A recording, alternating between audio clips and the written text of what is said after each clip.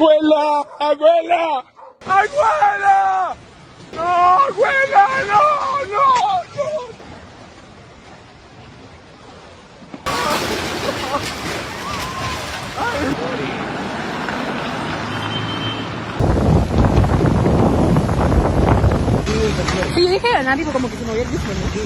Right now, the earthquake that shook southern Peru on August 20th is officially over, but the emergency in Ayacucho is not. At least 3 people have been injured, and officials say so far no deaths have been confirmed, even as damage stretches from Coracora to Puquio. The tremor struck in the middle of a normal Thursday afternoon with no warning beyond the shaking itself. And close to 9,000 homes and businesses are still without power tonight. Roads through the mountains are blocked by falling rock. Health posts across 2 provinces are running on backup generators. Schools throughout the region are still closed for inspection.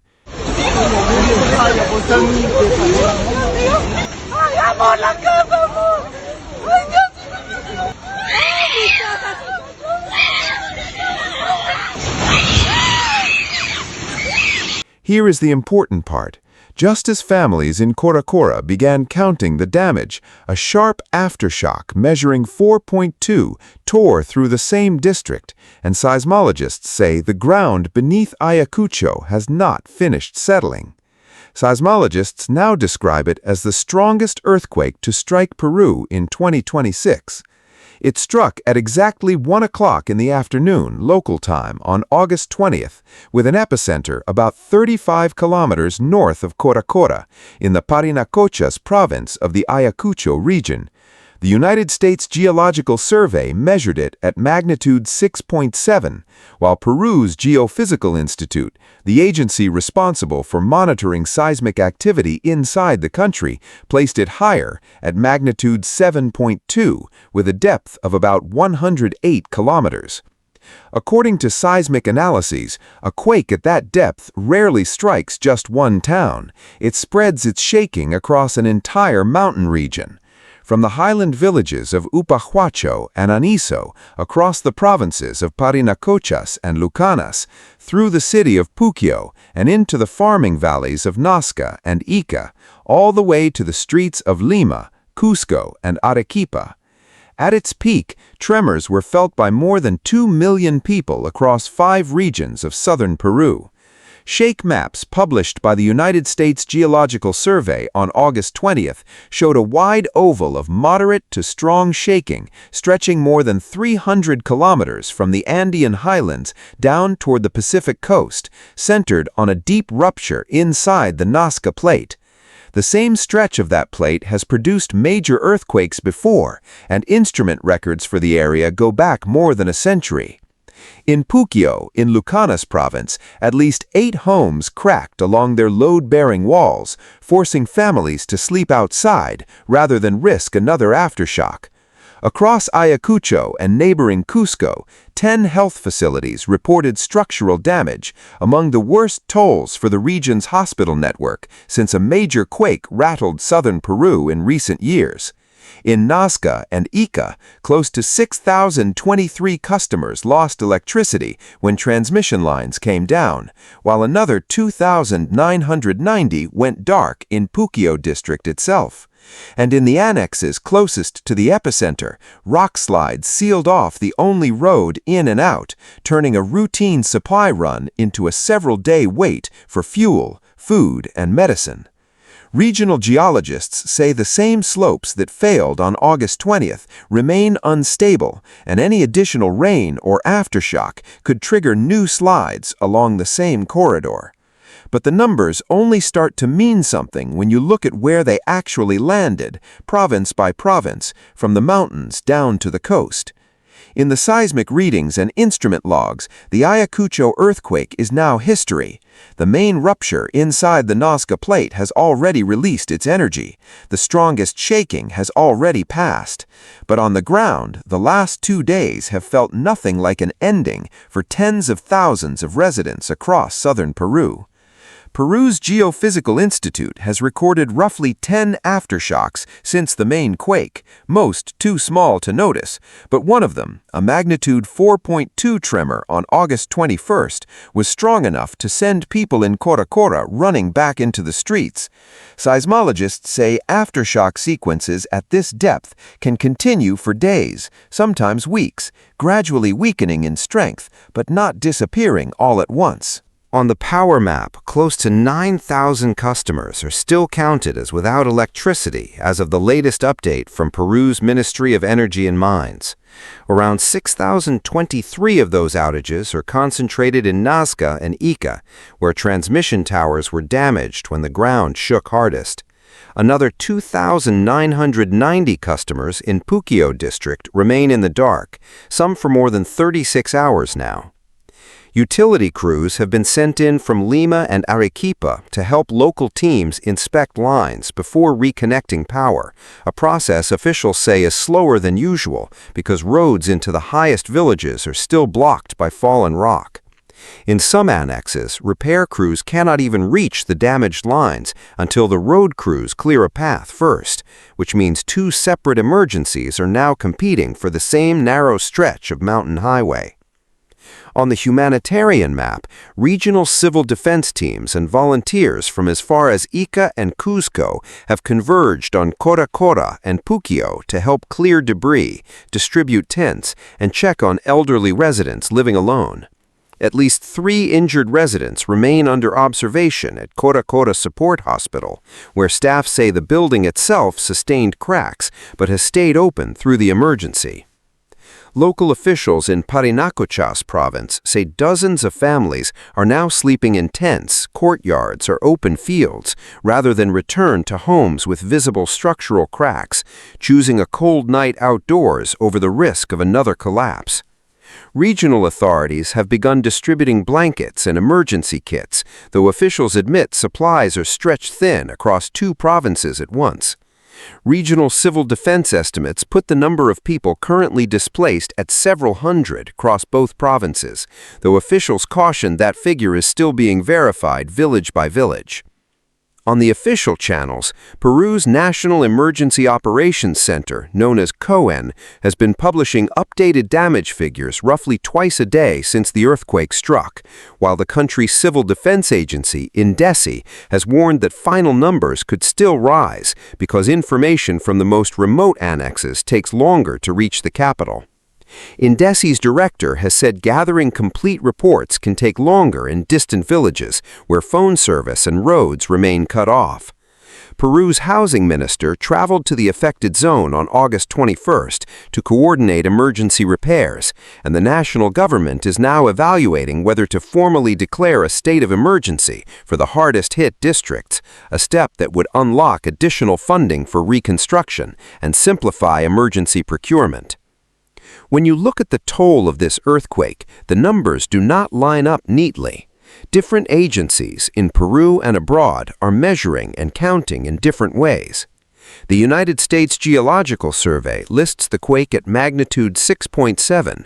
Peru's own Geophysical Institute puts it at 7.2, a full half point higher, and that gap alone has fueled confusion about how strong this earthquake really was. Peru's defense ministry initially reported 22 homes affected and 3 people injured. Within a day, other tallies compiled from regional reports across 2 provinces put the number of affected properties closer to 33, with at least 1 home destroyed outright and 3 more declared unsafe to enter. Even the number of damaged schools has shifted, from an early estimate of a handful of buildings to a confirmed 6 campuses closed for inspection by the following morning. Even the number of aftershocks is not agreed upon. Peru's Geophysical Institute counts roughly 10 since Thursday, while some local news outlets, citing residents, describe feeling closer to 20 separate tremors over the same 2 days. Walk into the courtyard outside Coracora Support Hospital tonight, and the scale of this earthquake feels very different from a shake map on a screen. Plastic tarps are stretched between poles where cracked wards used to stand. Nurses check blood pressure by flashlight because backup generators only reach half the building. Families from nearby annexes sit on blankets waiting for word on relatives whose phones have not worked since the aftershock hit. Many of them walked for hours down mountain trails because the only road out was blocked by rock. Outside, a line has formed at a single working water tap because the town's main pipeline cracked along with the hospital wall. They're waiting for two things that have not fully returned: electricity and a way to reach their families. Everyone agrees on one point. This was not an earthquake that spared everyone by chance. It reached into hospitals, schools, and homes across two provinces, and this time, most families were given a second chance to walk away, even if their houses were not.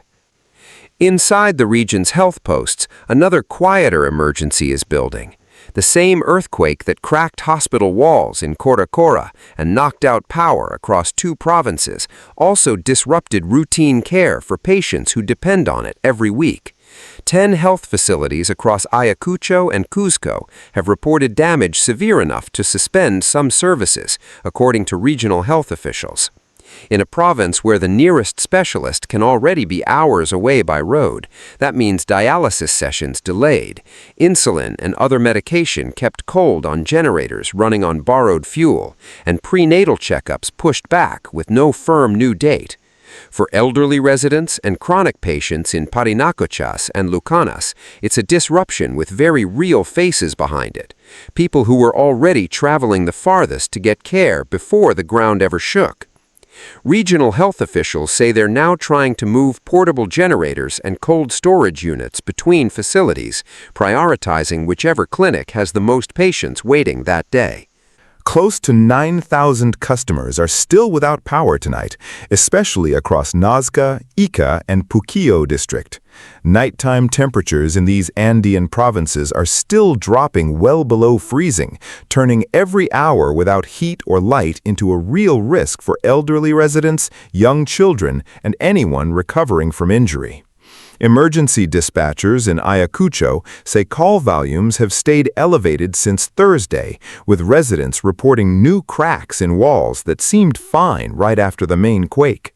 Cracked walls and damaged roofs have left dozens of families unable to safely return home for 2 nights running, and regional civil defense officials are warning that in the hardest-hit annexes, full inspection and repair could take several more weeks. Here is the important part. While engineers are still checking which buildings are safe to enter, Peru's Geophysical Institute is tracking continued aftershock activity in the same fault zone that produced Wednesday's quake. Seismologists note that aftershock sequences in this region can sometimes include tremors approaching magnitude 5, close to a full point below the main shock, small compared to what already happened, but large enough to bring down a wall that is already cracked. Buildings across Coracora and Puquio are still carrying structural damage from the main quake. Roofs are weakened, and walls that cracked once are far more likely to fail in a second, smaller shake. Structural engineers dispatched to Coracora say some buildings that looked undamaged from the street have hidden cracks inside supporting walls, the kind that only show up under close inspection. A follow-up aftershock on top of that could trigger new collapses, fresh injuries, and another round of road closures just as crews are trying to restore power and reopen schools. For towns that depend on that single mountain road, new landslides can cut off not just traffic, but fuel, food, and medical supplies at the same time. Here is the important part. School closures are not just about safety inspections. In rural Ayacucho, thousands of children rely on daily meals served at school, and with 6 campuses shut, some families are now going without that meal until classes resume. Across the provinces hit hardest by the Ayacucho earthquake, the response effort is now in a grinding, day-by-day recovery phase.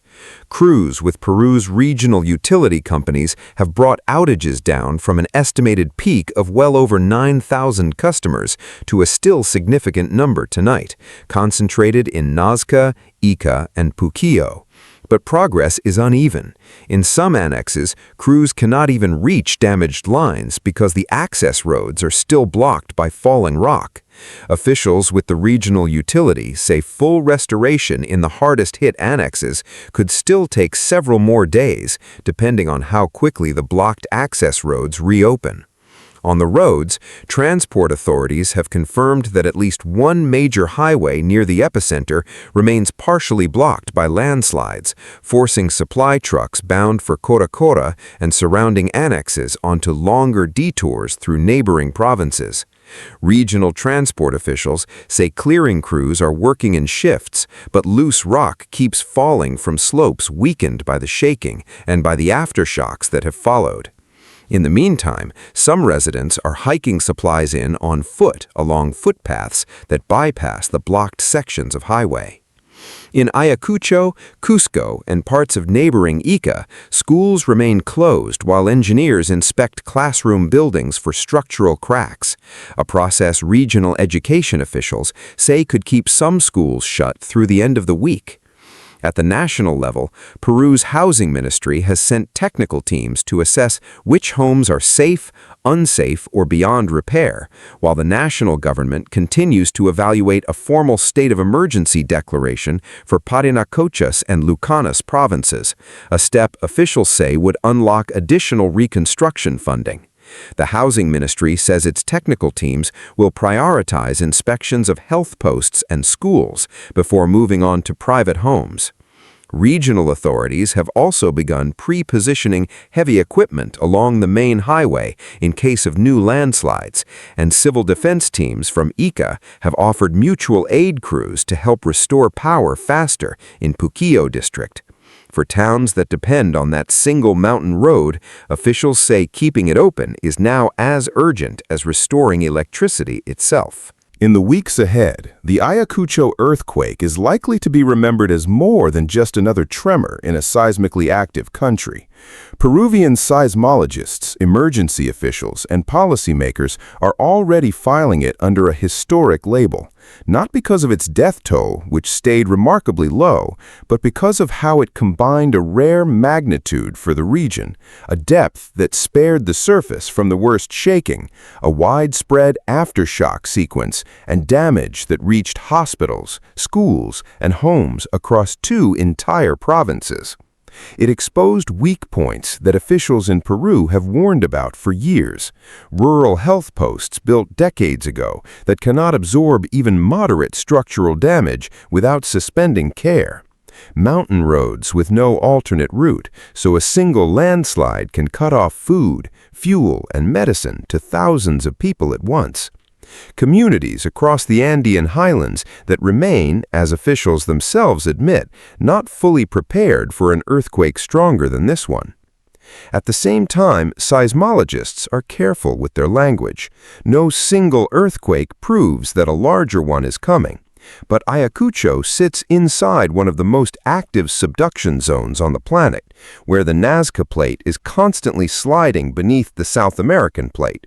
That means the region has produced some of the largest earthquakes ever recorded, and scientists say the risk of a far more damaging quake has not gone away just because this one caused limited harm. The Ayacucho earthquake is also prompting new questions about investment. How much should Peru spend to reinforce rural hospitals and clinics built before modern seismic codes existed? How to build a second route into isolated mountain provinces so one landslide cannot cut off an entire district. How to improve public warning and building inspection systems so people understand not just that an earthquake happened, but which walls around them are now safe to sleep next to. And just as important, how to protect elderly residents and families in remote annexes who have the fewest resources to rebuild on their own. In the end, the story of the Ayacucho earthquake is not just a list of numbers, it is a reminder of how quickly daily life can crack open when deep tectonic pressure, thin mountain infrastructure, and remote geography all collide at once. A single afternoon of shaking managed to injure 3 people, damage dozens of homes and 10 health facilities, cut power to 9,000 customers, and leave behind an aftershock sequence that officials say is not finished yet. It also forced thousands of families to spend at least one night outside their own homes. For families in Coracora and Puquio, this earthquake will be remembered not as a magnitude number on a seismograph, but as the night they slept outside their own homes, listening for the next tremor. Yet it has also revealed something else. Neighbors in Puquio checking on elderly residents living alone, regional utility crews driving in from Ica and Arequipa to help restore power faster, civil defense volunteers clearing fallen rock from the only road into isolated annexes, hospital staff in Coracora treating patients by flashlight rather than turning anyone away. In every cracked wall, there is also a story of people trying to hold their communities together. What do you think it would take for a region like Ayacucho to be ready before the next major earthquake arrives?